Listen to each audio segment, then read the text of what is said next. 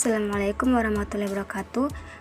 Kami dari kelompok 5 akan mempresentasikan hasil video kami yang berjudul Pengorganisasian Laporan Bisnis, disusun oleh Niswatun Sakinah dengan akhiran NIM 64, Reni Kista Damayanti dengan akhiran NIM 74, Jihan Salsabila dengan akhiran NIM 69, Rizky Asmayanti dengan akhiran NIM 68, dan Nur Aprilia dengan akhiran NIM 67.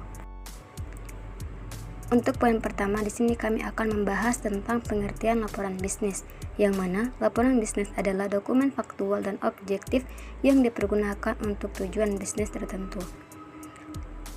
Himstik dan Betty mendefinisikan laporan bisnis suatu pesan yang objektif dan tersusun teratur yang digunakan untuk menyampaikan informasi dari suatu bagian organisasi atau dari satu instansi atau lembaga ke lembaga yang lainnya, untuk membantu pengambilan keputusan dan pemecahan masalah. Atas dasar definisi tersebut dapat disimpulkan bahwa suatu laporan bisnis mempunyai berbagai karakteristik seperti netral, tidak berpihak, objektif, menyajikan data, disusun secara sistematis, menyangkut informasi eksternal maupun internal, biasanya diminta oleh pihak yang memiliki wewenang yang lebih tinggi, memiliki tujuan yang jelas. Selanjutnya yaitu poin jenis-jenis laporan bisnis, yang mana yang pertama itu berdasarkan fungsinya, berdasarkan subjeknya, berdasarkan formalitasnya, berdasarkan keasliannya, berdasarkan frekuensinya, berdasarkan jenisnya, berdasarkan kegiatan proyek, dan berdasarkan pelaksanaan pertemuan.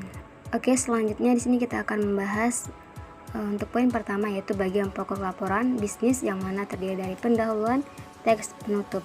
Selanjutnya ada pengorganisasian isi dalam laporan bisnis, yang mana terdiri dari cara deduktif dan cara induktif.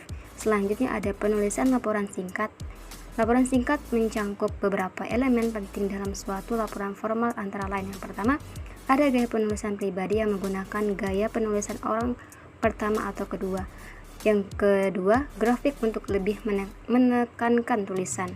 Yang selanjutnya, judul dan sub-sub judul dalam tubuh laporan, dan format memo atau surat. Selanjutnya yang terakhir yaitu membuat laporan bisnis yang baik. Laporan bisnis merupakan alat manajemen yang sangat penting dalam suatu organisasi. Oleh karena itu, keterbatasan waktu seringkali staf manajemen mengalami kesulitan dalam melakukan pemantauan atas berbagai kegiatan yang ada dalam unit-unit suatu organisasi. Di samping itu, mereka juga tidak memiliki latar belakang khusus yang dapat diperlukan, baik yang dilakukan untuk penelitian maupun evaluasi terhadap hal-hal tertentu. Mungkin cukup sekian dari hasil presentasi kelompok 5.